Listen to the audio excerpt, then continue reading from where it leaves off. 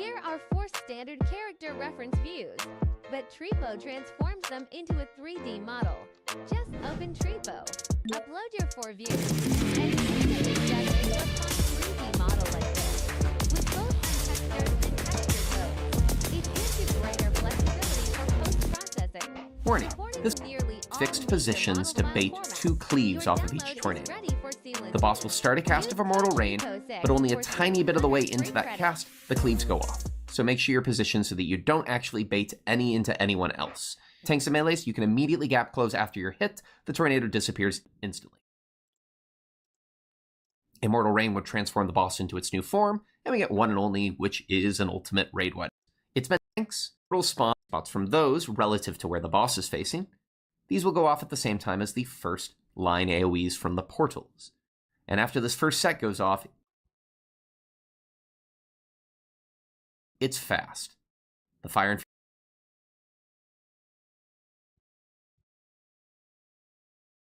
Fury in the first set, the second set,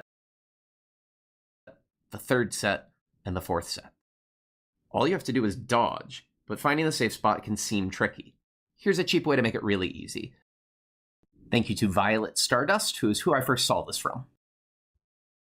After the second portals appear with their lines out of it, the boss will cast Fire and Fury, main tank, keep the boss facing perfectly north at this time. Everyone's going to go into the same quadrant as where those 2 lines from the second portal appear. This will always be in melee range. Get into that quadrant, and make sure you're not getting hit by the section of the Fire and Fury going through where you are right now. If you're positioned here, you are guaranteed safe from the first hit, both the first portals and the first Fire and Fury. Diagonally from this is guaranteed safe from the second hit. And back where you started is guaranteed safe from the third hit. So simply start here, dodge diagonal for the first hit, and then straight back. This works every single time, really quick and easy, just need to get the timing right. Dodge diagonal for the first hit, straight back.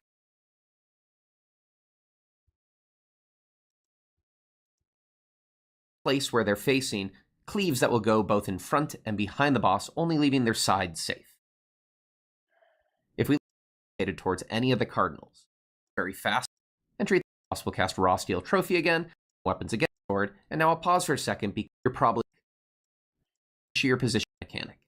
Relative to where the boss is facing, these will go off at the same time as the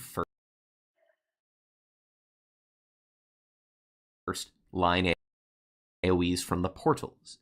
And after this first set goes off, it's fast.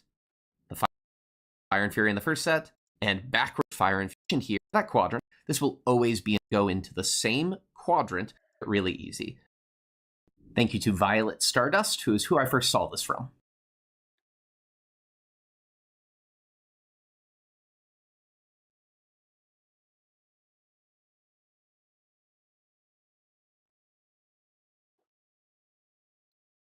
After the second portals appear with their lines out of it, the boss will cast Fire and Fury, main tank, keep the boss facing perfectly north at this time.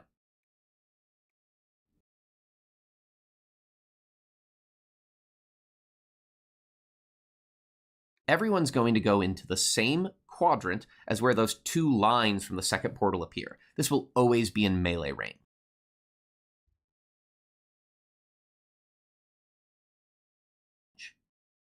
Get into that quadrant, and make sure you're not getting hit by the section of the Fire and Fury going through where you are right now. If you're positioned here, you are guaranteed safe from the first hit, both the first portals and the first Fire and Fury. Diagonally from this is guaranteed safe from the second hit.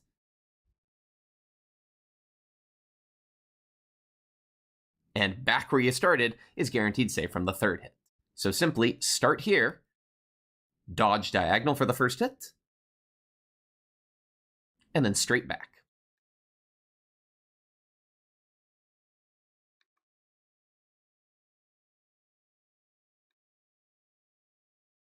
This works every single time, really quick and easy, just need to get the timing right. In this case, it's the healers, because they're all... Okay, I low-key thought Global GPT was a scam. Like an all-in-one AI platform. Sounds fake, right? But then I tried it, and it's actually real. It has all the latest AI models you can make. We get 2 portals on random cardinals. One will tether to the northern meteor that spawned, and one will tether to the southern meteor that spawned and try to destroy it. They're going to drop more meteors. And we get a line stack on one of the other 4 players. Main southern meteor. You're here. You cannot drop. First thing hit is still going to take extra damage, and if it's a player, they'll beast. That's because it's still a wild charge. The first these things go off at roughly the same time. The meteor you've hit with the wild charge will tethers.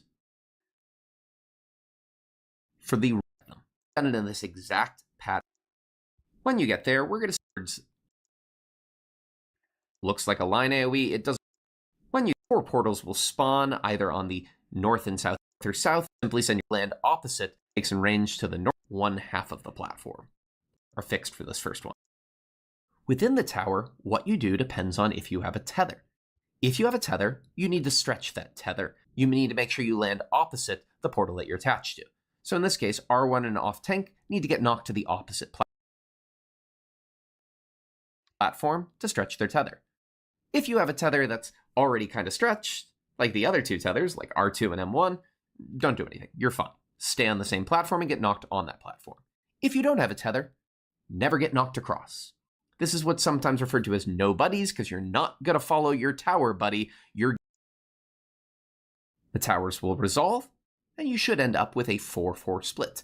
2 tethered players and 2 untethered players on each side. Immediately, send your untethered players into the hitbox and have 1 position more north and 1 position more south. This might resolve itself quite naturally, and sometimes you might have to adjust to each other. For the tethered players, also make your way towards mid. You'll get baited on the 4 nearest the untethered players. They're going to get targeted with line AoEs at the same time as the tethers resolve, and you can't get hit by 2 things or you're probably going to die. Immediately after these are baited and you see the markers appear, everybody stacks in the middle. We're going to get 3 sets of puddles, and we're going to break off into pairs for this. Tethers, you're going whichever side you have to cross your tethers. Untethered players, this is why one of you positioned more north and one of you positioned more south to naturally have a second puddles. No middle gap as a half that is completely unsafe. You are seen by the mechanic. Be aware that each platform has a half that is completely unsafe, as seen by the line going through it. So we're going to avoid that. If you are a tethered player, you are going to go just outside of that, all the way on the north or south wall. That's going to be the best way to make the most room for the other players.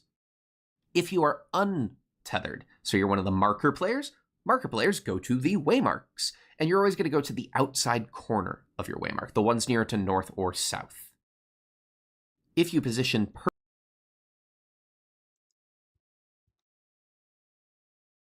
the tethers will stretch. The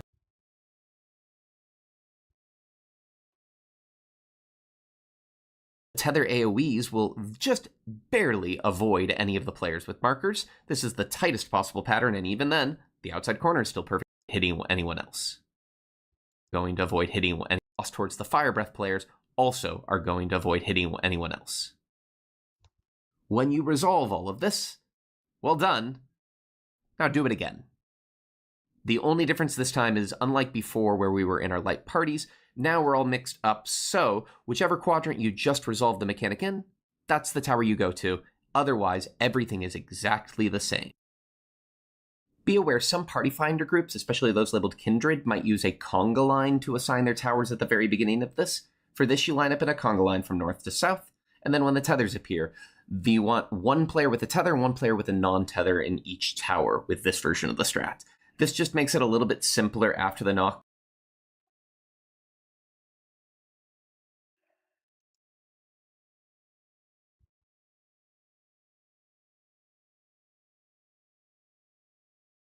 Tower with this version of the strat.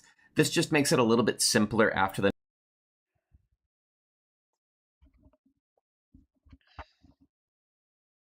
knockback to figure out which non-tether's going north and which non-tether's going south. But one player with a non-tether in each tower with this version of the strat. This just makes it a little bit simpler after the knockback to figure out which non-tether's going north and which non-tether's going south, but personally my group found this kind of unnecessary and preferred the fixed towers. Entirely up to you what you decide to do. However you decide to resolve the mechanic. When you finish up, you'll once again be in a specific quadrant. That's going to be as the healers might both be on the same platform. After 5 hits, you'll see there's already towers that have spawned. This is why you remember what quadrant you just came from. Go to the tower that was in the quadrant you just finished off in. The boss will cast Arcadian Avalanche, and look at which way the boss is facing. Just like in normal mode, that platform's about to be destroyed, so if you're on that platform, adjust so that you'll get knocked to the other one. When you land, hurry towards the middle of that platform. The boss is going to lift up one of the platforms, and they're about to slam it back down on the one you're on, just like normal mode, but with a much shorter telegraph. So now we're going to pay attention to some cues. As soon as you see one side dipping, that's the side you can dodge towards safely. Alternatively, when the boss turns around, the way they turn around is the unsafe side. So they turn towards A, we're getting away from that side. Run towards the correct position, and avoid the giant AoE. Afterwards, there's a Crown of Arcadia raid-wide to heal and mitigate through, and we transition back to the original stage. If you're hearing these words, it's not a coincidence. Something powerful is moving in the invisible. To the middle of the cast finishes, you're going to get 2 proximities and 2 R2.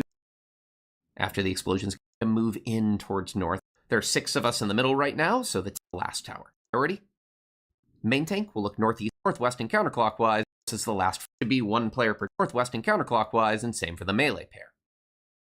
Find your respective tower, and resolve those as the last fire puddles get baited on the range that are out. Now, 4 players, what it seems to be 1 player per tower, is about to get tethered. They need to stretch these tethers out while everybody else who's untethered hides middle. When stretching these out, you just need to make sure you've agreed if you're rotating everyone clockwise or everyone counterclockwise. I'm going to show PF standard clockwise. The tethers get all stretched. The players that are in middle, you want to pre-position loosely in sort of like a square formation, with 1 in each intercardinal. You're doing this inside of the hitbox to avoid the attacks, and you're just going to have to use eyes because it's random which 4 players will be in there. Each tether gives a fire vuln to the player's hits. Be aware that the boss has already been casting either 4-way fireball or 2-way fireball. 4-way fireball is 4 AoEs baited on the nearest player. These should be taken as pair stacks. The way to best resolve these is to have your 4 inner players just slide to the outside edge of the hitbox, and the other 4 players need to make sure that they are further away but stay at their intercardinal. This will shoot off the 4 line AoEs in intercardinal directions, and they'll all be shared as 2s quite easily. If instead, after the tethers go off, we'd gotten 2-way fireball, same idea, but this is now 2 line AoEs baited at the 2 nearest players, and these are meant to be shared by 4 players each.